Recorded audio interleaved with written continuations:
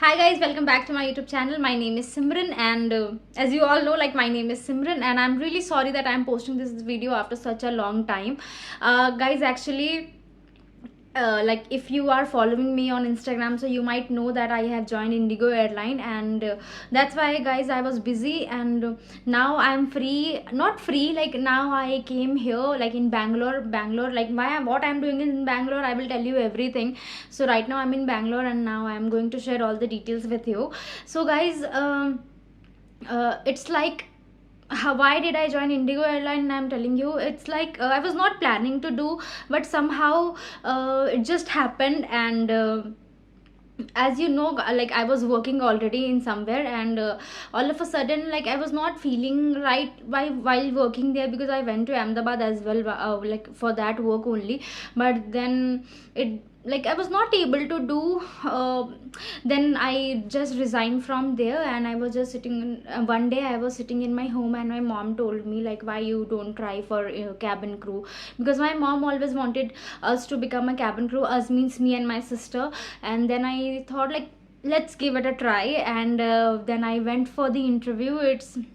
I gave the interview in December, so I went for the interview, and then I got selected. Luckily, like, Indigo interview, like, they are very particular about the English, about the grammar, and yes, so I cleared the interview in third attempt. So yes, third attempt. So now it's like, so I cleared the interview, everything was done. And in April, like, in the month of April, I got a call from my team, like, from Indigo, for training. So my training was from 5th of April till 5th of July. So on 5th of July, I completed my training, and my graduation was on that day.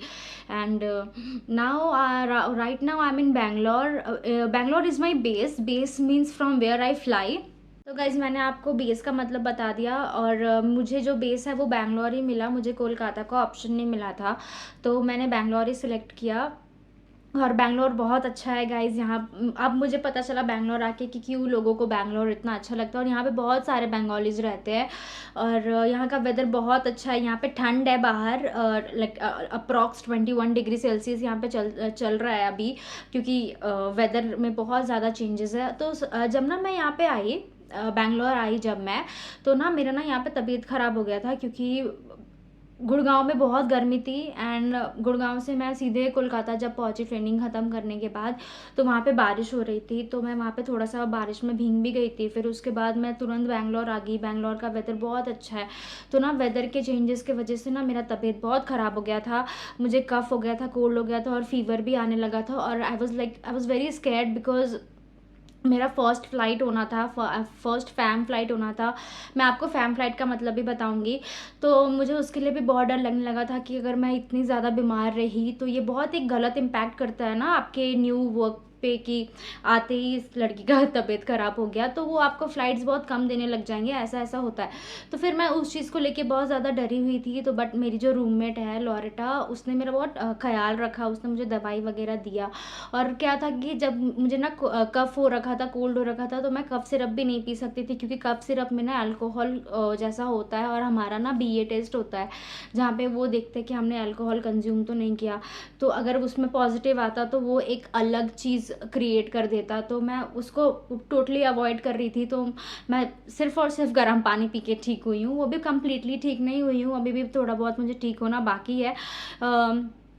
तो फिर वही चीज़ हुआ, फिर मेरा fam flight हुआ यहाँ पे, और मैं कुछ, मतलब मैं रिकॉर्ड नहीं कर पाई, because as I told you guys, मैं ठीक नहीं थी, मेरा तबीयत ख़राब था। फिर मेरे फैम फ्लाइट के 2 दिन बाद, मेरी फैम फ्लाइट के बाद छुट्टी थी, फिर उसके बाद मेरा फर्स्ट सोलो फ्लाइट हुआ। I will tell you what is solo flight as well. And फिर उसके बाद फिर ठीक हो गया गाइज, अभी तो समझ में भी आती है थोड़ी थोड़ी चीज़ें कि करना कैसे है। तो अभी मुझे अच्छा लग रहा है यहाँ पे आके। मैं घर को भी बहुत मिस करती हूँ, बट क्या कर सकते हैं गाइज, प्रोफेशन ही ऐसा चूज़ किया है। और इट्स नाइस। और अभी ना मैं होटल एकोमोडेशन में रह रही हूँ जो हमें प्रोवाइड किया गया है मतलब हमारे कंपनी से। मैं होटल टूर का भी वीडियो यहाँ पे मैं अपने यूट्यूब चैनल पे डाल दूँगी। और गाइज़ क्या हुआ ना कि यहाँ पे आने के बाद मैं बीमार भी हो गई, फिर हम लोग रूम वगैरह भी नहीं ढूंढ पाए, तो मैं ना रूम वगैरह भी ढूंढने लग गई थी। और बैंगलोर में आपको पता है बहुत एक्सपेंसिव है सब कुछ, तो फिर मैंने रूम वगैरह भी ढूंढ लिया है। कुछ दिन में मैं शिफ्ट भी कर जाऊँगी, तो उसका भी वीडियो आएगा। मैं अब सारी चीज़ें कोशिश करूँगी मैं आपको ये मतलब यहाँ पे डाल दूँ। अभी ये वीडियो डालने के बाद ना मैं 1 दिन बाद या फिर 2 दिन बाद मैं जब ट्रेनिंग ख़त्म करके अपने घर जा रही थी ना, मैं उसका भी वीडियो डालूँगी। बट गाइस बेस पे आने का वीडियो मेरे पास नहीं है क्योंकि मैं बहुत रो रही थी, मैं अपनी मम्मी को बहुत मिस कर रही थी। और उस टाइम ना मेरी मम्मी का तबीयत भी ठीक नहीं था, तो उस टाइम का वीडियो नहीं है, तो सॉरी गाइज उसके। बट अभी का मैं कंटिन्यूसली डाल दूँगी, आप लोग देख लेना। और मेरे रूम से व्यू बहुत अच्छा है, आप लोग देख रहे हो कि मैं बार बार क्या देख रही हूँ, मैं आपको रूम का व्यू दिखाती हूँ। तो ये है मेरे रूम से व्यू, मैं बार बार इधर ही देख रही हूँ। ये देख रहे हो गाइज आप, बैंगलोर का वेदर देखो कितना अच्छा है।